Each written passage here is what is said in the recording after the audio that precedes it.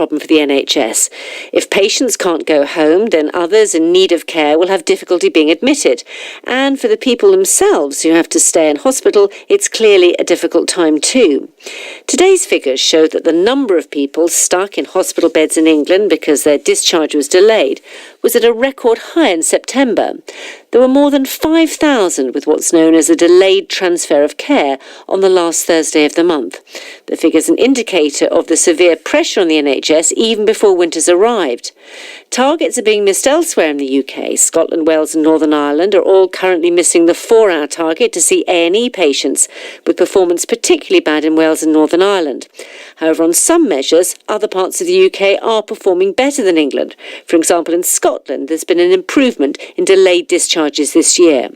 Dr. Johnny Marshall is a GP and Director of Policy at the NHS Confederation, which represents over 500 NHS organisations across England.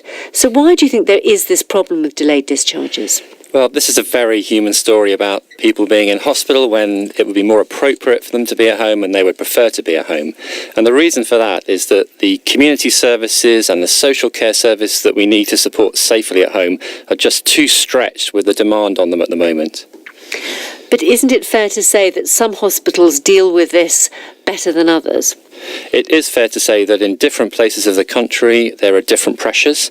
We do have our members that are coming up with new ways of delivering care to try and get around the problems. But I guess what we really need to do is to move away from some of the sort of sticking plaster solutions that we put in place year on year and move to multi-year solutions, multi-year funding for the NHS, which really enables our members to put in safely the alternative services along with social care colleagues to keep people safely at home. And that's something you'd like to see from NHS England? Well, very much so. And we've written to the Chancellor as part of the spending review to say that you really need to look at not just the healthcare budget, but also the social care budget together. And when he announces what he's going to announce on the 25th of November, we very much hope that he'll be ring-fencing those two things to give us a much better chance of being able to provide right services to keep people out of hospital unnecessarily, but also to allow them to come home safely when they're ready to be discharged. Dr. Johnny Marshall, thank you. Well, Anne Hollows is a Principal Lecturer in Social Work at Sheffield Hallam University. And is the problem not so much an NHS one, but a social care one? I think it's quite it's a problem in social care. It's a problem both in community services and in residential services. What we have is strains on provision in residential care because we have an ageing population, even among those non-elderly adults in care who have to make increasing demands on the services. But we also have in the community a situation where we've had a lot of coverage of these 10-minute visits, and that is all the time that the money will provide, and it's not sufficient for many of the people who are very frail and very vulnerable. If they aren't properly supported in the community, then they go into hospital, then they're too ill to be discharged. They can't go into residential care because there aren't enough places in residential care, and there isn't enough money to pay for any of it. Do you think that more hospitals should be looking at the idea of opening up some kind of nursing homes themselves? I think that would be a possibility, but I think we have to look at the social side of it as well as the medical side, because actually what quite a lot of the people concerned need is a really good social care assessment of exactly what their needs are. And sometimes also that has to be an assessment of the capacity of relatives to provide care, because some of the burdens being placed on relatives are actually impossible to meet. So when relatives are caring for elderly people or vulnerable people, if they go under, then that means you may have two people going into hospital. Although isn't it fair to say that carers have been given more support in recent years through initiatives like the Carers Allowance? They have more support, but there may be implications of some of the benefit changes which will fall on carers too.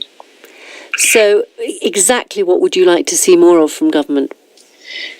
Well, I think certainly we need not only a budget, but a real strategy for integrating health and social care for adult services.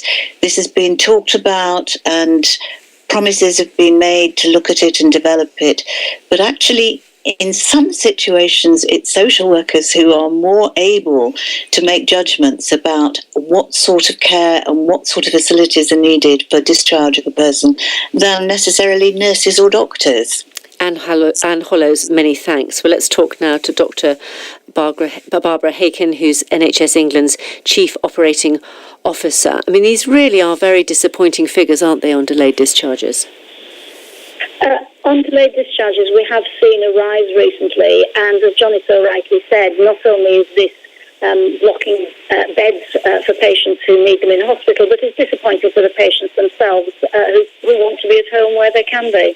And this is even before winter has properly begun. It's been quite a mild November, isn't it? So can we expect even worse figures as winter begins to bite? Well, these figures are for September, and we've seen, we haven't really recovered in terms of fully delivering these standards since last winter. So it's not a decline over the last couple of months. And what I think is really important to remember, that we still provide very high-quality, safe services for patients in England. More than 9 out of 10 patients who attend A&E will be either admitted or discharged within 4 hours. And for most patients, it's within 1 hour. So although these are the longest times that patients have to wait, and we never like it when any patients wait longer, it really is important to remember that the service in England, whether it's an emergency admission or whether it's an admission for planned care, very high standards, very safe services. Sure, but I'm sure you don't want to underplay the difficulties in this area, though. And could it be a question not just of... This will be a very difficult winter. We've got a rising population, an ageing population, and in times of economic difficulties, then publicly funded services have to be even more efficient, and it gets harder. So I completely agree. The NHS will need to be very resilient to face the challenges it does this winter. And could it be a question not just of funding pressures on the social care services, but also of efficiency, because Scotland has managed to improve its delayed discharges figures? Well, I mean, many of the issues around delayed discharges do involve services within the community which social care delivers. But there's no doubt that by people working together, whether it's across different parts of the health system or integrating with social care, then it is possible to be more efficient and to plan things more quickly. Would you like to see the NHS and social care budgets merged?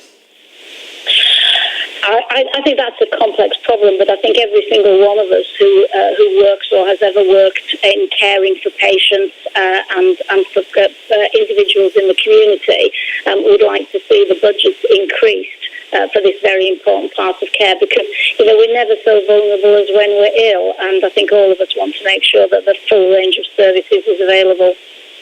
Dr. Barbara Haken, many thanks indeed for joining us.